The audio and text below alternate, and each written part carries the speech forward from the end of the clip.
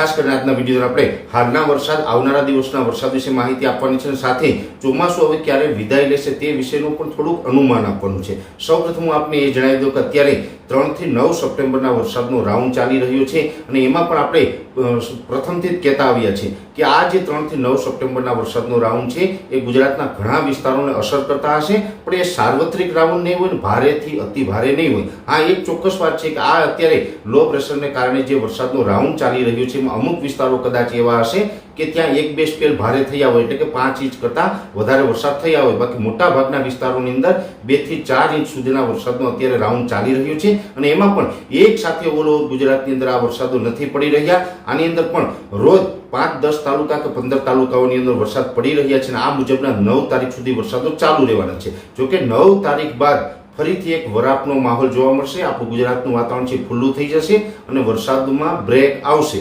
પણ આ જે 9 તારીખ સુધી વરસાદ પડી રહ્યા છે એમાં પણ સાર્વત્રિક વરસાદ નથી પડી રહ્યા. એટલે ઘણી વખત એવું બનતું હશે કે 2-5 જિલ્લામાં હોય તો તમારા જિલ્લાની અંદર વાતાવરણ ખુલ્લું હોય, કોઈ વરસાદ ન હોય, એટલે આવું વાતાવરણ પણ હશે. અને આ જે અમુક વિસ્તારોમાં વરસાદ, અમુક વિસ્તારોમાં વરાપ, આવું જે મિક્સ વાતાવરણ ચાલી રહ્યું છે આ વાતાવરણ હજુ કન્ટિન્યુ 9 તારીખ સુધી ચાલશે.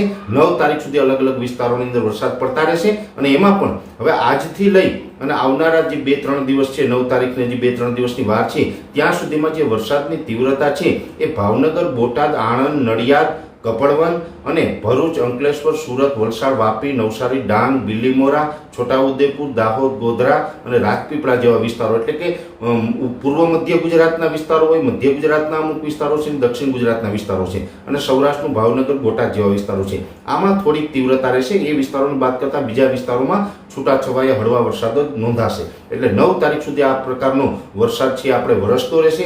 એ પછી ફરીથી એક વખત વરસાદમાં બ્રેક આવશે. જોકે અત્યારે ફરીથી બંગાળની ખાડીની અંદર એક વરસાદી સિસ્ટમ બનવાનું ચાલુ થયું છે. તે સિસ્ટમ છે પ્રથમ સાયક્લોનિક સર્ક્યુલેશન બનશે, પછી low pressure, well-marked low pressure અને મધ્યપ્રદેશ ઉપર આવશે ત્યાં સુધીમાં ડિપ્રેશન બની જશે. હવે એ ડિપ્રેશન બનીને એ વરસાદ ગુજરાત તરફ આવશે કે નહીં એ આપણે જેમ સિસ્ટમની દિશાઓ બદલતી જાય છે તેમ નક્કી થશે. પણ એક વાત ચોક્કસ છે કે 13 થી લઈને 15 તારીખ, એટલે 13, 14 અથવા તો 15 તારીખ એની આસપાસ ગુજરાતની અંદર વરસાદ આવી શકે છે.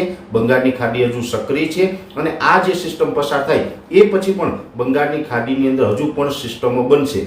એટલે જે સૌપ્રથમ મેં આપને વાત કરી હતી કે ગુજરાતની અંદર ચોમાસું વિદાય લેશે કે નહીં, આમ જોવા જઈએ તો 15 સપ્ટેમ્બર પછી ગમે ત્યારે ચોમાસાની વિદાય થઈ જતી હોય છે. પણ અત્યારે જોવા જઈએ તો બંગાળની ખાડી જે રીતે સક્રિય છે એ મુજબ વરસાદની જે વિદાય હોય છે, ચોમાસાની વિદાય છે એ આ વર્ષે લેટ થઈ શકે છે, એમાં મોડું થઈ શકે છે. 15 સપ્ટેમ્બર પછી વરસાદ વિદાય લે તેવી શક્યતાઓ દેખાતી નથી, ખાસ કરીને ગુજરાતમાં. હા, બની શકે કે 15 સપ્ટેમ્બર પછી રાજસ્થાનના અમુક ભાગોમાંથી ચોમાસાની વિદાય થશે, પણ ગુજરાતની અંદર હજી ચોમાસું ચાલશે અને સપ્ટેમ્બર મહિનો પૂર્ણ થાય એ પછી ગુજરાતમાં વરસાદની વિદાય ચાલુ થાય તેવું અનુમાન છે. એટલે હજી ચોક્કસ કોઈ એવું આપને એવું જણાવતું હોય કે વરસાદની વિદાય ચાલુ થઈ જશે તેવી વાત નથી. હજુ બંગાળની ખાડીની અંદર વરસાદની સિસ્ટમો બનવાની શક્યતાઓ છે. એટલે ખાસ કરીને ચોમાસાની વિદાય લેટ થઈ શકે છે અને એમાં પણ ઘણા સમયથી અમે કહેતા આવ્યા છીએ કે સંપૂર્ણ ગુજરાતમાંથી ચોમાસું વિદાય લે ત્યાં લગભગ 20 અથવા તો 25 ઓક્ટોબરનો સમય હોઈ શકે છે. આ ચોમાસાની વિદાય ધીમી હશે. બનાસકાંઠાથી સૌપ્રથમ જે ચોમાસાની વિદાયની શરૂઆત થશે, વલસાડ જિલ્લામાંથી ચોમાસાની વિદાય થાય ત્યાં સુધીમાં લગભગ 20 ઓક્ટોબર આસપાસનો સમય આવી જશે એવું લાગી રહ્યું છે.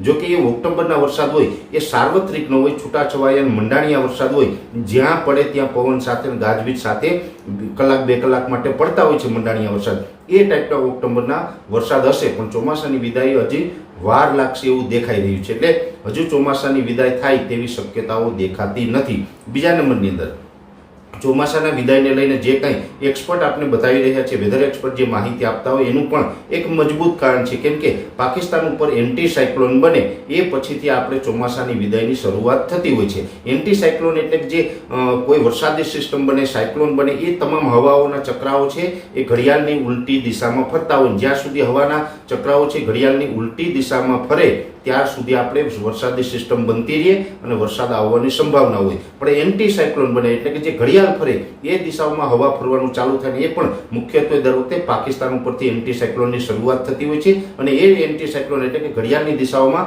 હવાનું જે ચક્રાઓ ફરતો હોય એ મજબૂત બને એ પછીથી ગુજરાત ઉપરથી ભેજ હટી જતો હોય છે અને ચોમાસાની વિદાય થઈ જતી હોય છે. એટલે એન્ટી સાયક્લોન ચોક્કસથી પાકિસ્તાન ઉપર આવનારા 2-4 દિવસની અંદર બનવાનું છે, પણ એ એન્ટી સાયક્લોન કદાચ નબળું હશે, જેથી કરીને ચોમાસાને વીખી નહીં શકે, ચોમાસાની વિદાય નહીં કરાઈ શકે એવું ચોક્કસ મને લાગી રહ્યું છે. અને હજુ પણ ચોમાસું છે એ આપણે ચાલશે અને સપ્ટેમ્બર મહિના દરમિયાન હજુ પણ 1-2 સ્પેલ કદાચ ભારેથી અતિ ભારે વરસાદના પણ જોવા મળે તેવી શક્યતાઓ છે.